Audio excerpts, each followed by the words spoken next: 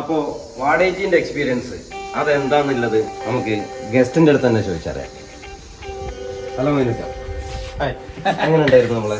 അടിപൊളിയല്ലേ ഭായി, വാടകയ്ക്കിനെ കുറിച്ച് പറയുന്നൊക്കെ പറഞ്ഞു കഴിഞ്ഞാൽ അത് കുറച്ച് അധികമായിട്ട് നമുക്ക് എന്താ അറിയോ, പറയല്ല നമ്മുടെ ഉള്ളിൽ നിന്ന് ഇങ്ങോട്ട് വരും.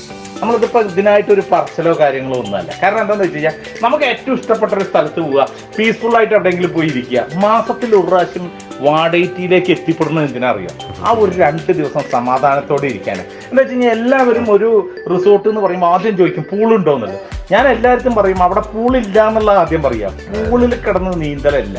നമുക്ക് എന്താ വെച്ചാൽ ഈ ഒരു അറ്റ്മോസ്ഫിയർ, ഇതുപോലുള്ള ഒരു പ്ലാന്റേഷൻ, ഇവിടെ വന്നിരിക്കുക, നല്ല അടിപൊളിയായിട്ട് ക്ലൈമറ്റ്, നല്ല വായു ശ്വസിക്കുക എന്നുള്ള, പിന്നെ ഒരു നോയ്സും ഇല്ല. നോയ്സ്ലെസ് ആണല്ലോ അതിലൊരു ഇരുത്തെന്ന് പറഞ്ഞാൽ വേറെ ലെവല.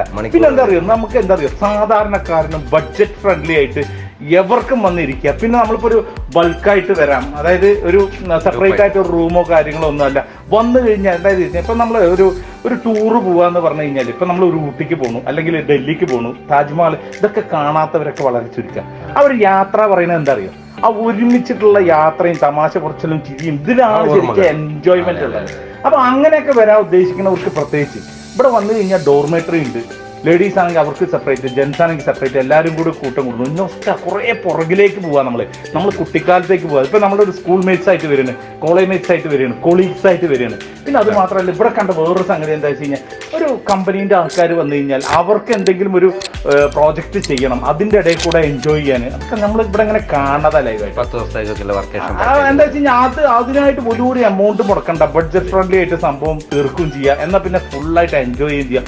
പിന്നെ ഞങ്ങളുടെ ഫുഡ് കറന്ന് ഒരുപാട് ഫുഡൊന്നുമില്ല, ഉള്ളത് വൃത്തിയായിട്ടും നീറ്റായിട്ടും അതേപോലെ തന്നെ സ്വാദിഷ്ടമായിട്ടും ഒരു കലർപ്പും ഇല്ലാണ്ട് നാടൻ ഫുഡുകൾ അതിലെ കിടക്കുന്നത്. അതായത് ഇവിടുത്തെ ഷെഫായാലും ശരി, ഇവിടുത്തെ സെർവ് ചെയ്യണവരായാലും ശരി, പിന്നെ അവർ പ്രിപ്പയർ ചെയ്യണമായാലും ഒക്കെ നമ്മളിങ്ങനെ ലൈവായിട്ട് അടുക്കളയിൽ പോയിട്ട് നമ്മൾ തന്നെ ചിലപ്പോൾ കുക്ക് ചെയ്യാനൊക്കെ ഇങ്ങനെ കൂടി ആ ഒരു അറ്റ്മോസ്ഫിയർ നമുക്ക് വേറെ എവിടെയും ഒരു സംഗതിയിൽ കിട്ടലില്ല.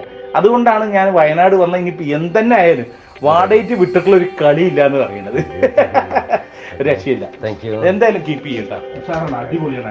ഇതെന്താ പറയുക, ഇതിപ്പോ എനിക്കൊരാൾക്ക് എന്നുള്ളതല്ലാതെ ഇവിടെ വരുന്ന ഓരോരുത്തരും പറയുന്നതാണിത്. അതുകൊണ്ട് ഞാൻ പറയുന്നത് അതുകൊണ്ടാണ് എല്ലാവരും റിപ്പീറ്റ് ചെയ്ത് വരുന്നത്. ഒരുപാട് ആൾക്കാർ ഇവിടെ വരുന്നുണ്ട്, അവരൊക്കെ ഉണ്ട്. പിന്നെ ചിലപ്പോഴൊക്കെ വന്നു കഴിഞ്ഞാൽ നമ്മൾ കണ്ട മുഖങ്ങളിൽ തന്നെ ഗസ്റ്റ് കാണുകയാണ്. അപ്പൊ അവര് നമ്മളെ പറയാം, നിങ്ങളെത്തിയില്ലേ, നമ്മളെത്തിയില്ലേ, അങ്ങനെ ഒരു കമ്പനിയായി മാറി. അടിപൊളി. പിന്നെ എന്താ അറിയില്ല, കാലത്തൊക്കെ എണീച്ച് കഴിഞ്ഞാലുള്ള ആ ഒരു സൺറൈസ് മൂഡ്, സൺസെറ്റ് ആയാലും ശരി, ആ ഒരു സമയത്തുള്ളത്. ഇനിയിപ്പോ എന്താ അറിയോ, ഇവിടെ വേറൊരു സംഗതി എന്താന്ന് വെച്ചാൽ AC റൂമുകളോ കാര്യങ്ങളോ ഒന്നുമില്ല. AC വരുന്നുണ്ട്, പക്ഷെ എന്താ അറിയോ, അതിന്റെ ഒരു ആവശ്യമില്ല എന്നുള്ളതാണ്. ഇപ്പൊ ഏത് കഠിന വേനൽക്കാലത്ത് വന്നപ്പോഴും ചൂടോ കാര്യങ്ങളോ ഒന്നുമില്ല. നമ്മള് സുഖമായിട്ട് ഫാനിട്ട് കിടന്നുറങ്ങി. കരിങ്കാലിന്റെ ബിൽഡിംഗ് ആണ്, അതാണ് കരിങ്കാലിന്റെ 2 അടിയിലെ കെട്ടുള്ള ബിൽഡിംഗ്. അതെ, അതുകൊണ്ട് ഉള്ളിലേക്ക് ചൂടെത്തില്ല എന്നുള്ളതാണ്. അതൊക്കെ ഒരു സ്പെഷ്യാലിറ്റിയാണ്. പിന്നെ വേറൊന്നും കേട്ടോ, നമ്മള് ബാക്കിലേക്ക് പോവുകയാണെന്നുള്ള നൊസ്റ്റ് അടിക്കാൻ പറ്റിയ സ്ഥലം അതാണുള്ളത്. ഒരു വാർഡ് തന്നെയാണ്. അപ്പൊ നിങ്ങളുടെ അടുത്ത് പറയാനുള്ള എന്താ അറിയോ, നിങ്ങൾ ഒരു പ്രാവശ്യമെങ്കിലും ഒന്നൊന്ന് എക്സ്പീരിയൻസ് ചെയ്ത് നോക്കിയിട്ട്, വേറെ ഒന്നിനും വേണ്ടിയിട്ടല്ലേ പറയുന്നത്. എനിക്ക് കിട്ടിയ ഒരു നല്ല അനുഭവമല്ലേ, അത് ഞാൻ നിങ്ങളുടെ അടുത്ത് പങ്കുവെക്കുന്നത് മാത്രമേ ഉള്ളൂ. വേറെ എന്താ വെച്ച് കഴിഞ്ഞാൽ, നമുക്ക് ബഡ്ജറ്റ് ഫ്രണ്ട്ലി ആയിട്ട് ലാവിഷായിട്ട് 1-2 ദിവസം ലാവിഷായിട്ട് തങ്ങാൻ പറ്റിയ, അതേപോലെ എക്സ്പീരിയൻസ് ചെയ്യാൻ പറ്റിയ സ്ഥലമാണ്. അപ്പൊ മറക്കണ്ട. ബൈ.